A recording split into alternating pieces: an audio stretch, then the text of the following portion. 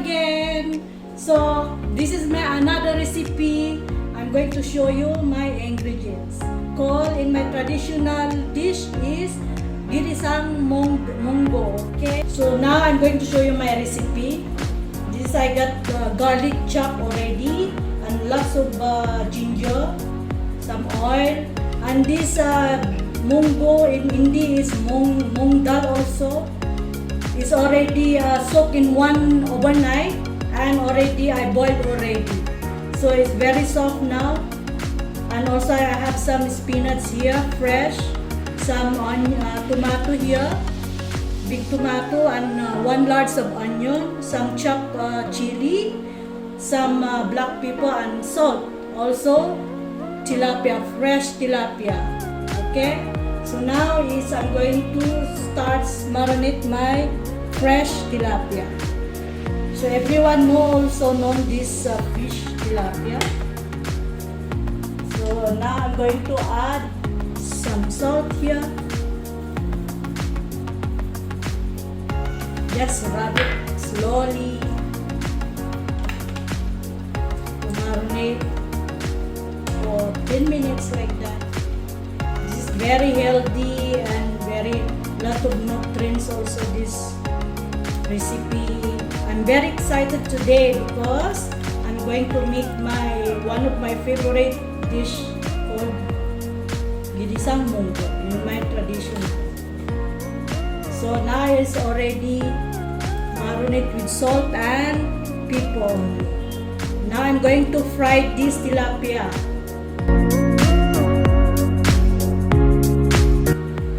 So now I'm going to fry the fish na. Prito na lang po natin yung isda natin. Now I'm going to add the oil.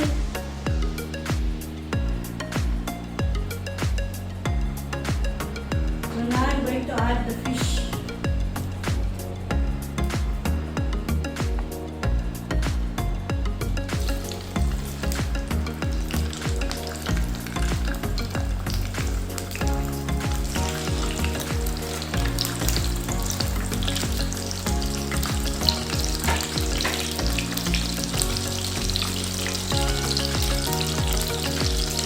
Don't go over high of flame, just medium. So let it fry the fish. Until the fried fish is finished, then I'm going to show you to make my moong dal.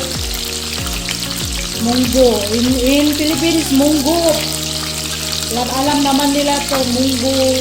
In India, called moong dal also. This very known also here in India.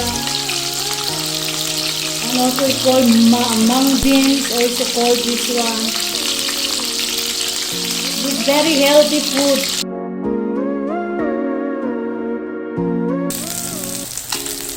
So now already fried the fish. We have to take it out the fish now. As you can see. So much fish. See, already been fried the fish.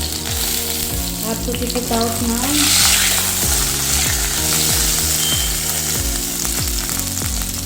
So the same oil in the pan I'm using for my other ingredients to fry. Okay?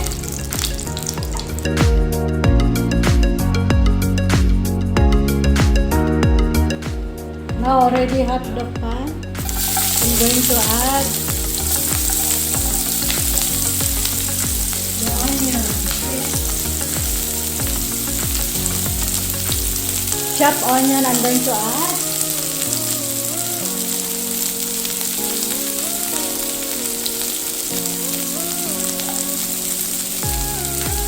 Some chopped green chili, fresh green chili.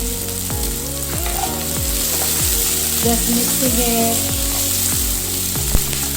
Let it fry the onion and chili. As you can see. I'm going to add the chopped ginger. Luya po to. Dami kong lagay na luya dahil sarap pag maraming luya. Mas malasa po. And chop garlic also. So just mix together.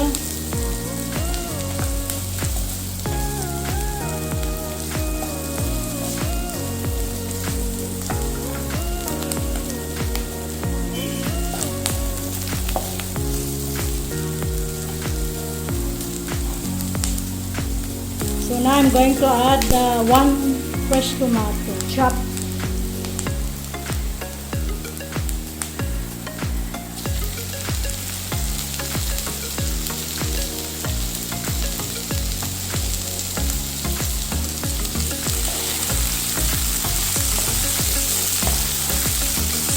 Just fry little bit until the tomatoes just little bit soft, and then you can add the other ingredients.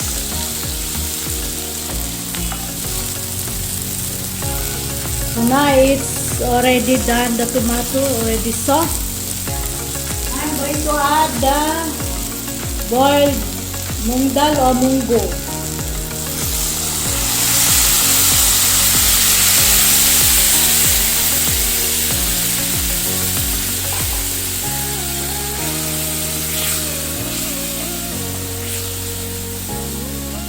Okay.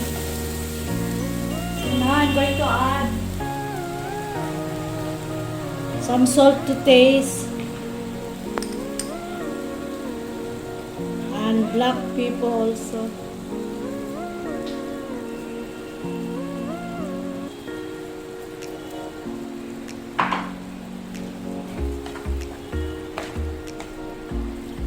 So let it boil for 5 minutes.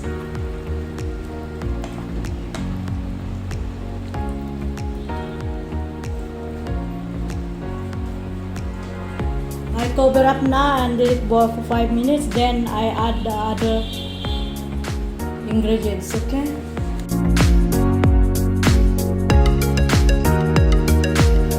So now I'm going to see the noodle. See, now it's already slightly thick.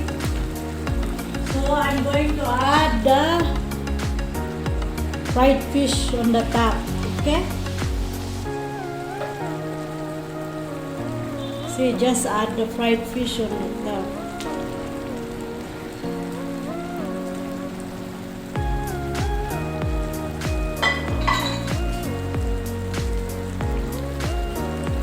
So let it boil for 10 minutes to cook the fish and my vegetables. So now I'm going to add the spinach. Okay, chop already, fresh. Just add on the top.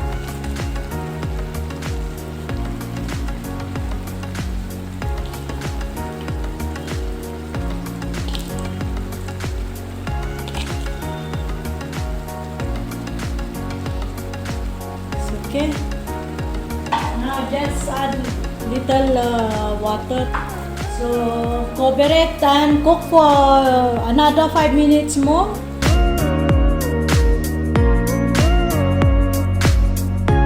So now it's already cooked, the moong dal and the munggo. And see, as you can see, the spinach don't overcook. As also the tilapia, so nice. And don't over mixing it also. So today is done my another recipe. It's called Ginisang munggo in a Filipino dish. Okay, and this is fried with tilapia and moong dal. So that's it for today.